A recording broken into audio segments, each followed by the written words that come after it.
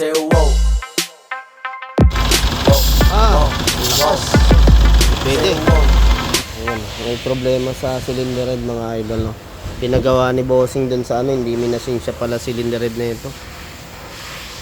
Kaya back job to.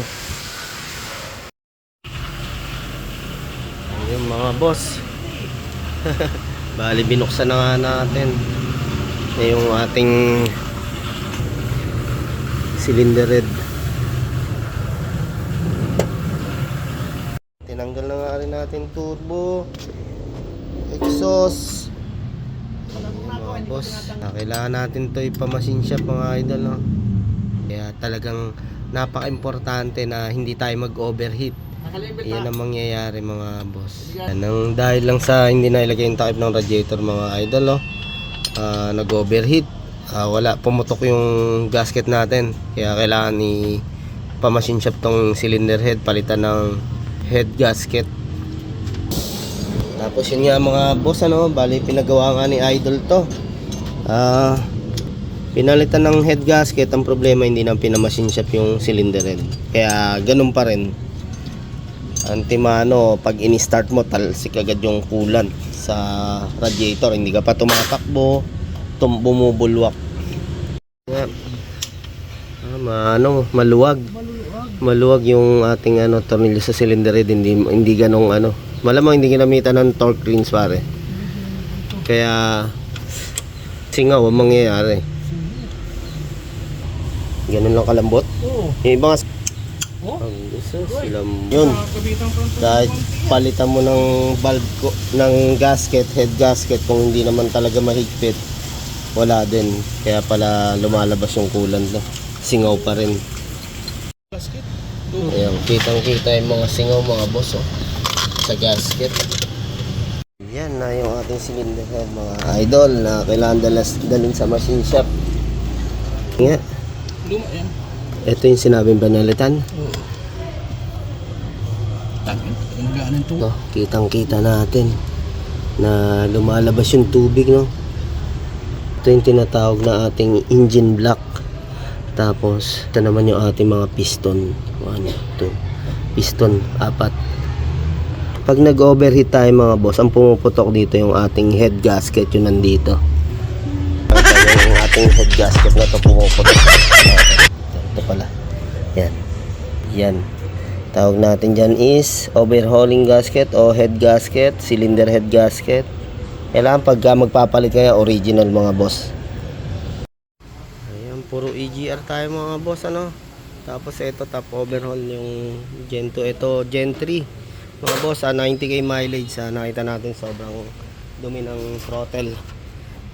Ayan, no, puro carbon na kakapal, oh. Sa Gen 3 po yan, 4N15.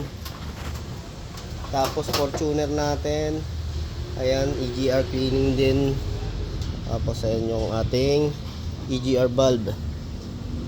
Kaya maganda talaga, papalinis tayo ng mga dito sa mga Gen 3, 60 to 80k mileage mapalinisan natin.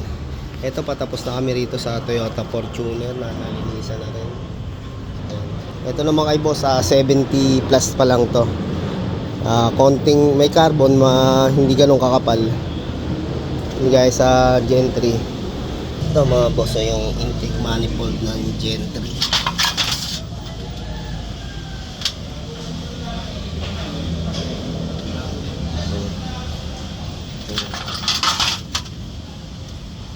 Tapos EGR cooler na boss. Ito yung ating cylinder gasket, federal. Yun, tapos ini-spray nga natin itong Pilox para mas gumanda lalo ang kapit. Yan.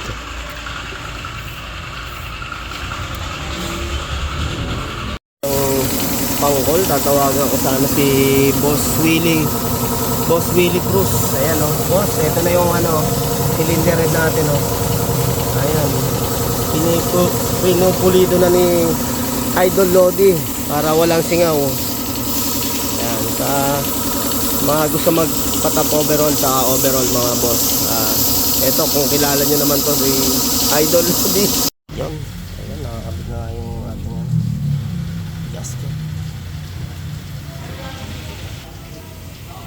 Mga boss, cylinder head natin ng Montero Gen 2.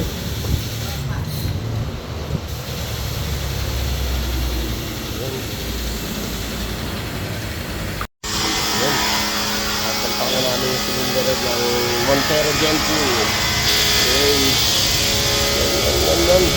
Idol. Sinalpak na ni Idol. Ito doon. Ay. Yan na yan ha. Ang bilis. Nilapag lang. Oh. Shoot na agad. Pagandahan din sa natatap overall mga idol. Talagang anlinis. Oh. Na ano na rin natin. Engine refresh na rin ang nangyari dito sa sasakyan ni boss. Ayan, sinisipat pa. Yan, okay, tinotorque na natin, oh. Ayan, oh. Yung mga ano, para kailangan natin yan, yung saktong higpit ng ating cylinder head. Ngayon, 110 mga idol, ano, pagka sa cylinder head ng ganito, ng Montero Gen 2. Ayan, oh. Yun. Okay. Tara, break time muna tayo. Sitahin natin yung ano ni Idol. Barbula. Ayan. Patay. Lalagyan natin ng safety. Safety first. Ayan, para hindi nga na mahulugan ng kung anong tornilyo. Yan ang masasabi ko kay Idol Lodi, napakalinis gumawa. Say wow. Talagang ultimong kamay, oh, ang linis. Say wow. Sabi, ang dumi, oh, layo, oh. Hindi kasi nagbabaklas pa lang ako. Ayan, pag nagsasalpa ka na, kailangan malinis talaga. Oo. Kasi babalik ulit yung dumi dun, eh. Sagana lang sa panglinis para ano, mas maganda yung salpak ng ating mga parts. Yun, okay. Diretso muna tayo dito sa paggawa naman natin ng Turbo EGR. Yun, malapit na matapos mga boss.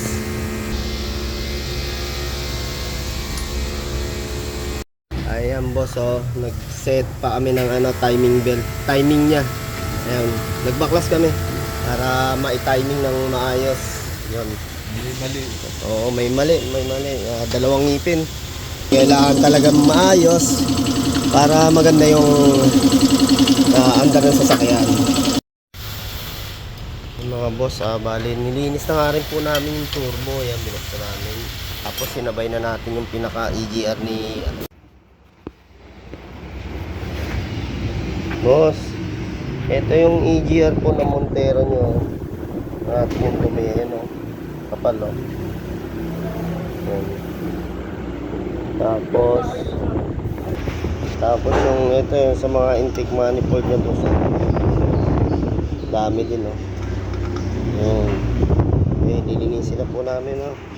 Tapos yung turbo babaklasin. Bossing. Yan, intake manifold binabad na natin. Tanggalin natin yung pinaka solenoid para malinisan natin na maigi yung housing o base ng EGR.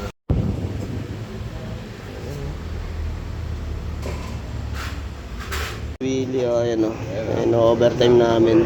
Okay, sige, tingin. Overtime namin yung Montero. I-start na namin tong Montero Gen 2 na tinap overall.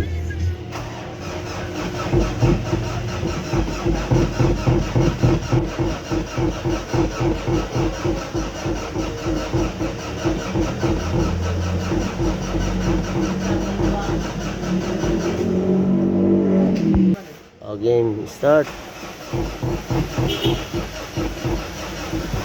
Ayun. Wow. Ang ganda ng start. May usok. Okay. Ayan natin.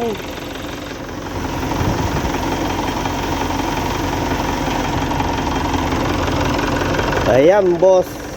Talagang hindi na bumubulwak yung ano. Nung in-start namin, grabe bulwak eh. Abot ang lang. Gusto umabot ng bubong eh. Oh, ayun oh. Ah. Ang ganda ng galaw. Say wow. Wow, wow, wow. Say wow. Bagyo, Bagyo. Popot the Bagyo. Termostat yan ha. Ha? Bukas yan, ladagdagan mo. Oo. Sige. Tama na kami. Sige, painitin muna natin. Say wow. Yun. Yes.